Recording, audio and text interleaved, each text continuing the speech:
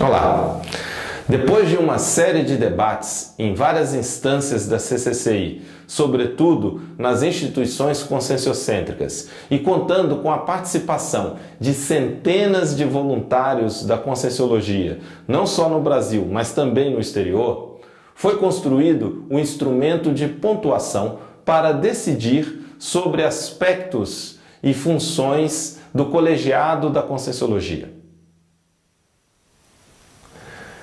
Esse instrumento está baseado no sistema de pontuação.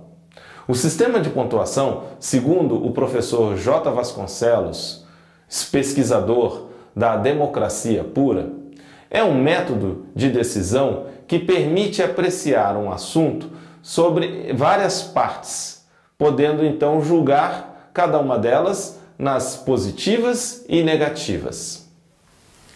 Um método de pontuação traz uma série de vantagens. Primeiro, o aprofundamento, pois uma questão ela é vista sobre várias alternativas e com todas as variáveis relacionadas. Também propicia uma cosmovisão, porque o tema é visto com todas as facetas que estão envolvidas e são julgadas uma a uma.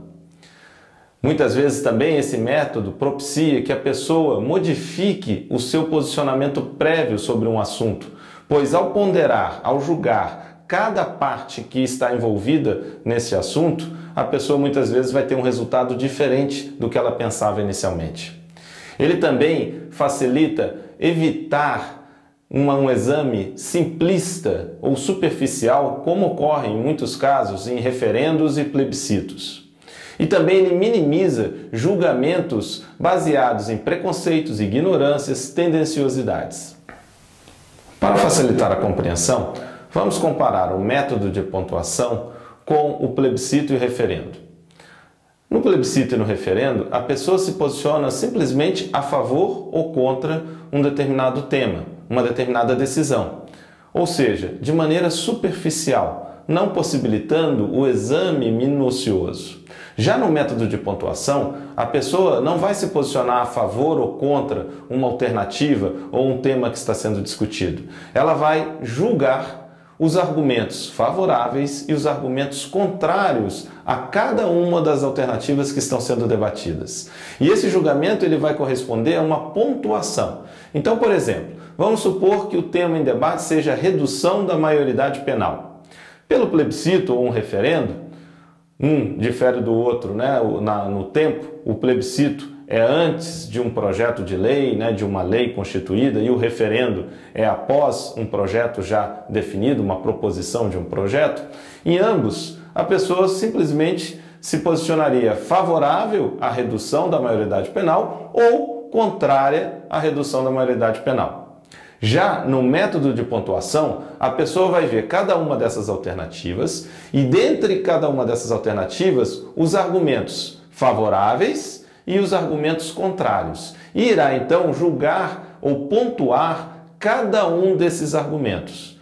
Após essa pontuação, é feito então o somatório dos argumentos favoráveis e o somatório dos argumentos contrários. E depois então subtrai os argumentos, o resultado dos argumentos contrários dos argumentos favoráveis.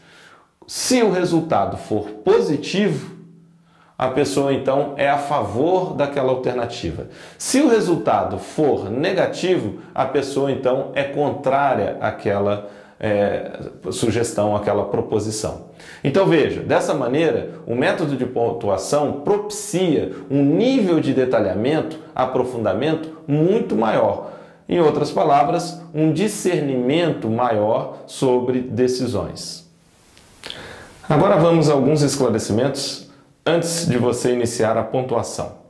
Nesse instrumento ficou estabelecido que para cada alternativa de cada tópico serão apresentados 5 argumentos favoráveis e 5 argumentos contrários para que você possa fazer a pontuação. A pontuação se dará em 4 níveis ou 4 gradações. No nível 1 é o mais baixo para dar o peso a um argumento, até o nível 4, onde dá um peso maior para cada argumento. Serão utilizadas como uma sugestão 2 parâmetros ou 2 escalas. A escala de relevância, que indica o quanto você acha importante aquele argumento, e a escala de probabilidade de ocorrência, que indica o que você considera se aquele argumento pode ocorrer com maior facilidade ou com menor facilidade. Na escala de relevância, a gradação de 1 a 4 corresponde ao seguinte: número 1, sem importância aquele argumento. Número 2, pouca importância aquele argumento tem. Número 3, importante. E número 4, muito importante você considera aquele argumento. Já na escala de probabilidade de ocorrência, o número 1 significa ausência, ou seja, nenhuma probabilidade daquilo ocorrer. O 2, baixa probabilidade de ocorrência. O 3, média probabilidade de ocorrência. E o 4, alta probabilidade de ocorrência.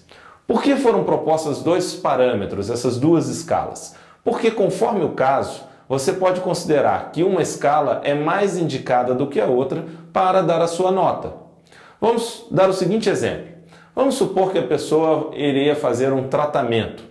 Um tratamento, por exemplo, para clareamento dos dentes. E que o especialista coloque para ela que o tratamento X, ele pode dar um resultado muito bom, mas teria como argumento contrário a grande possibilidade de dor. Ele gera uma dor muito forte. A pessoa considera aquilo inadmissível, ela não suporta nenhum tipo de dor. Então, é um argumento muito relevante para ela. Na escala de importância, então, na escala de relevância, ela vai dar uma nota 4 a esse argumento contrário. Agora, vamos supor um outro caso. Vamos supor que a pessoa ela está decidindo se deve viajar ou não de avião. E considera como um dos argumentos contrários caso tenha algum problema, um acidente, geralmente é um acidente fatal. Se ela fosse utilizar simplesmente a escala de importância, ela daria uma nota 4 para esse argumento contrário, uma vez que vai contra ou coloca em risco um bem que ela considera muito importante, que é a sua vida. Mas ela considera que a probabilidade de um acidente é muito baixa. É quase que insignificante. Então, ela acaba utilizando a escala de probabilidade de ocorrência para dar uma nota, e aí, nesse caso, como a ocorrência é baixa, ela avalia que é baixa, ela dá uma nota baixa. Então, repare, no primeiro caso do tratamento dentário, de clareamento dos dentes, a pessoa considerou a escala de importância para dar nota num argumento contrário. No segundo caso, da viagem de avião, a pessoa considerou a escala de probabilidade de ocorrência para dar a nota para um argumento contrário. Então você, ao se deparar com cada argumento, considere ou uma ou outra, aquela que você achar mais adequada, mais pertinente, e utilize a partir dos seus níveis ou gradações. Agora aqui vale um lembrete importante. Sempre que você der uma nota alta, seja para um argumento favorável ou para um argumento contrário, você está indicando que aquele argumento tem um peso maior, tem uma força maior. Por exemplo, vamos supor que você dê nota 4 para um argumento favorável. Isso implicará numa maior probabilidade de que aquela alternativa seja aceita. Se por outro lado você der uma nota 4 para um argumento contrário, isso implicará numa maior probabilidade de que aquela alternativa seja reprovada. Então, lembre bem, quanto maior for a nota, maior é o peso que você está dando para aquele argumento.